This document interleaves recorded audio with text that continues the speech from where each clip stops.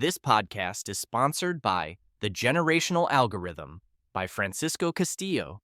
Discover how to rewrite the emotional code passed down through generations and transform your life. Get your copy today on Amazon at the link in the description. How childhood adversity fuels intergenerational trauma and family healing. Explore how childhood adversity causes multigenerational trauma and discover ways to heal family trauma patterns for a healthier future. Understanding how childhood adversity creates generational ripples. Hey, have you ever noticed how sometimes the struggles we face in life aren't just about us? Like behaviors, fears, or emotional wounds seem to get passed down from parents to kids, and sometimes even beyond that? That's what's happening when we talk about generational trauma, or, more specifically, how childhood adversity can shape not only one life, but several generations that follow. It's pretty remarkable, and something that's gaining more attention because it helps us understand family patterns in a whole new way. So, let me walk you through this. Picture a person who grew up in a really tough environment, perhaps with neglect, abuse, or even constant instability during their childhood. These experiences don't just disappear when the person grows up. Sadly, they leave emotional scars that may influence how they relate to others, how they manage stress, and even how they handle parenting.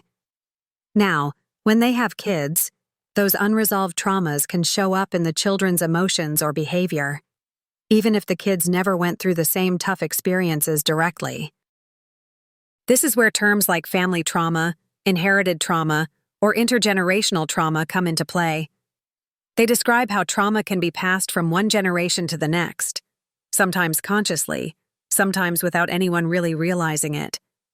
Think of it like an emotional legacy, kind of like inherited DNA, but for feelings and coping mechanisms. And it goes further than just family stories. There's research suggesting trauma affects biology itself. Scientists have found that childhood adversity can change the way genes express themselves without altering the actual DNA sequence through a process called epigenetics. This means that the impact of trauma doesn't just live in memories or behaviors, but can be biologically embedded and influence descendants' health and stress responses. This phenomenon is often called transgenerational trauma or ancestral trauma. What's even more striking is that this can go on for multiple generations, what some call multigenerational trauma, where these patterns echo across great-grandparents, grandparents, parents, and children.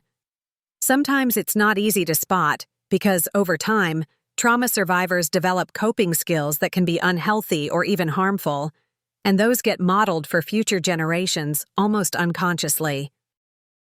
Now, before this sounds hopeless, there's a silver lining. Awareness is the first step to breaking the chain.